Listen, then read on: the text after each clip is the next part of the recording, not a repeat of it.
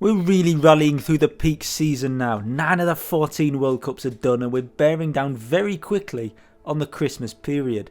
So of course, I've been remarkably ill for 3 weeks. In the meantime, Shirin van Anrooy and Puk Pieterse delivered debut World Cup wins, and then first Tom Pidcock, then Mathieu van der Poel, and then Wout van Aert returned to cross. We also went to Ireland for the first time for frankly a very good race.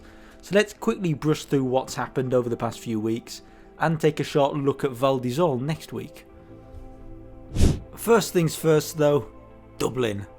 For the first time the World Cup ventured to Ireland, and it was immediately clear that it shouldn't be the last. Set at the Sport Ireland campus just outside of Dublin, the course was one of those fascinating raceways that looked a bit unassuming on paper, but in reality was beautiful. It reminds me a bit of Hoge Heide, where it on paper was this flat, boring field, but in reality the course invited close but challenging racing and had some beautiful sections both to ride and to watch. This whole pit section down the back end of the course was frankly brilliant. Couple that with some proper cross weather and some great crowds, and Dublin is definitely the kind of place that I'd love to see again. The course invited some pretty brilliant racing in all honesty. In the men's race we effectively had a 7-way battle. I mean god, Jens Adams was realistically still fighting for the win with 2 laps to go. Of course, in the end though, Wout van Aert went to show just how strong he is. But behind him the gap wasn't quite as ridiculous as it was last year. Maybe it's just the way he went about the race, and the whole towel incident will have cost him a bunch, but it felt like a race for the win, and not necessarily a race for second place. And that was quite fun. Laurens Sweeck also looked seriously impressive, beating Pidcock on a course that didn't really look like Sweeck's bread and butter. Also, I want to quickly mention Cameron Mason.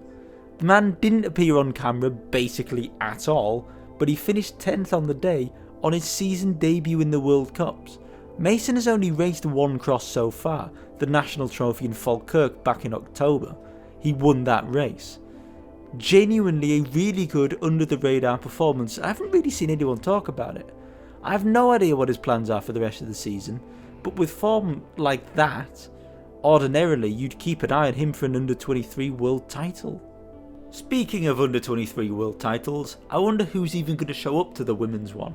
It feels like it's high time already for the 3 wonder kids to make the step up. Since Maas Mechelen back in October, some combination of Fem van Empel, Puk Pieterse and Shirin van Anrooy have completed the podium of every single World Cup, up until Dublin, where Van Empel and Pieterse were dominantly first and second, but Van Anrooy didn't race. Evidently, all 3 are good enough to race amongst the elites, it's just a question of will they. Van Empel's already made the move up, Pieterse is thinking about it but hasn't decided yet, and Van Anrooy has been completely quiet about her decision so far.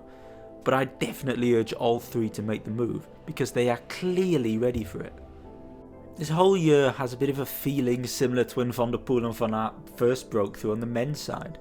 I suppose these 3 have established themselves a little more throughout last year, so it's not quite the mind-blowing impact that those 2 had, but it's really not far off.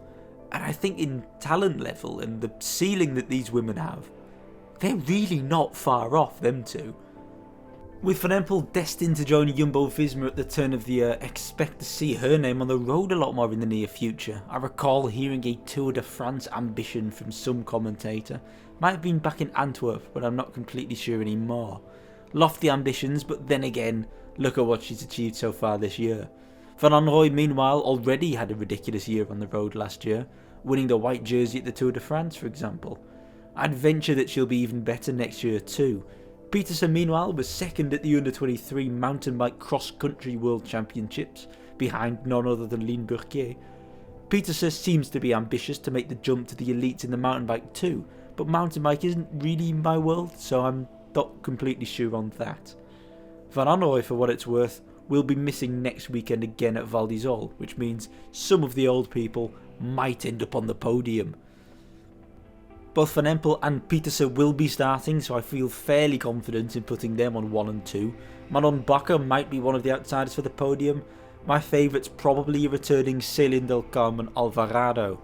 Marie Schreiber is also here again, And then there's a bunch of returning faces who've been away for various reasons.